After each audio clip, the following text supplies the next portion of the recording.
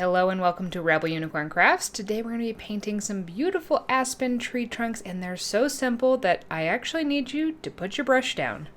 I'm using watercolor for this, but I've also had success with this using things like acrylic. Step number 1, find an old loyalty card, an old credit card, or even a palette knife with a super flat edge.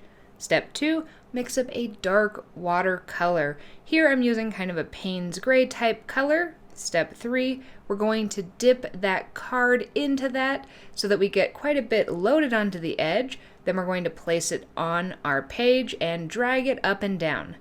Next step, you'll notice that in some areas on this paper, it's going to kind of sit up from it. There will be some beads, and we're just going to swipe towards the center.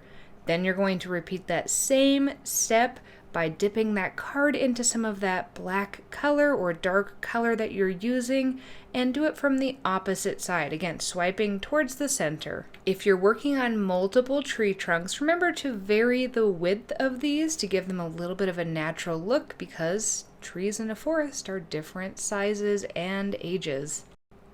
I hope you have so much fun trying these.